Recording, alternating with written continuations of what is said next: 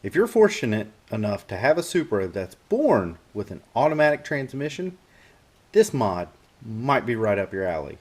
This is a transmission pan off of a Lexus GS 400.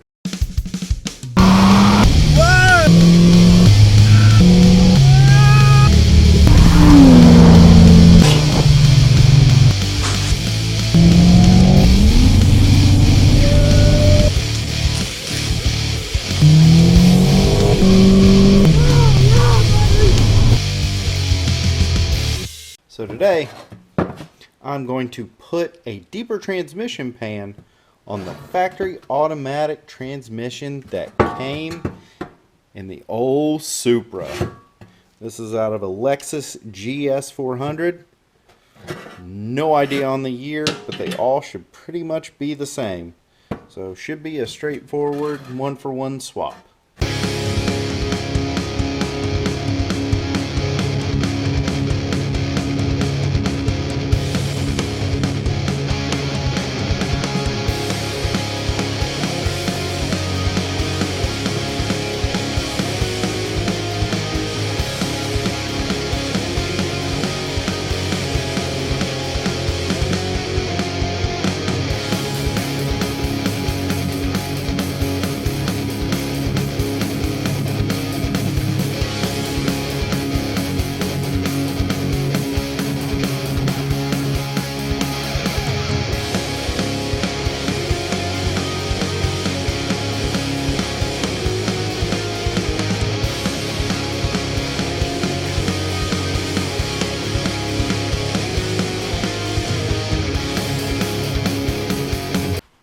Alright, so the comparisons of the pans, you can see there's a noticeable difference as far as the depth. Just a quick rough measurement in the back, it's like an inch and we'll say an inch and a half in the back on the Lexus pan, and in the front it's about 3 inches. On the Supra pan, it's about an inch in the low part and 2 inches in the high part. So that should help get some more fluid in the transmission. So the GS 400 pan has a 2-piece dipstick like the Supra does, but it's not as straight. It has more of a kick to it. So I found out that an LS 400, not sure on what year, I think it was like a 91 or 92, has the perfect kick to it to keep it off the shock tower and gives you enough room to be able to grab it to test your fluid level. Hard to tell without a light, but fits pretty well. It's not too bad. It doesn't hang that much lower, even though it's almost double in size. From what I read, I think it'll hold 2 more quarts of fluid, but we'll figure that out once it's filled back up. I'm waiting on some transmission lines to come in so I can mount my transmission cooler. I've got some electric fans that I might get mounted up, or I might hold off and do that later on down the road. All right, as mentioned before, I wanted to give some hard numbers for the CT26, the Maxpeedingrods T70, and the generic eBay GT45. So before I kind of did a visual inspection, this will be a little more in-depth as far as wheel size for the compressor and the turbine size. This is a CT26 from a 7M GTE. They are different between the MR2 CT26 and the 7M GTE. I'm just going to go over the 7M, not going to go over the MR2. So on the compressor side, the inducer is 47 millimeters and the exducer is 65 millimeters, and the AR of the housing is a .49.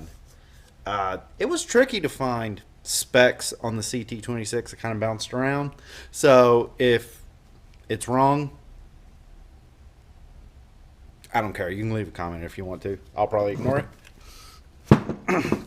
On the turbine side, it has a 68 millimeter inducer and a 52 millimeter exducer.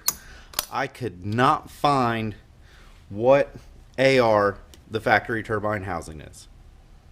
So if someone knows what it is, post it up in the comments. And the CT26 is oil and water cooled. It's also a journal bearing. Maxpeedingrods T70 is up next. This is a T3 base turbo. It is oil cooled only, not water cooled. It has a V-band outlet that is 2.5 inches and a T3 exhaust flange that is twin scroll, but I don't have twin scroll manifold. The hard numbers for it is the inducer on the compressor side is 56.6 millimeters and the exducer is 75 millimeters. The compressor housing is a 0.7 AR and it's a 75 trim. All right, hop over to the exhaust side. On the turbine, the inducer is 74 millimeter and the exducer is 58 millimeters, and it's a 78 trim. And I didn't find, well, I didn't write it down, but I'm sure the AR for the exhaust housing is on Maxpeedingrods' website. That's where I pulled all the info from. Sometimes they're stamped on it, but I don't see it. Last but not least is the GT45 from eBay. Pretty easy to find, and I'm sure all of them have identical specs. It is T4 based, oil cooled only, not water cooled. V-band on the hot side and a T4 flange that is also a twin scroll.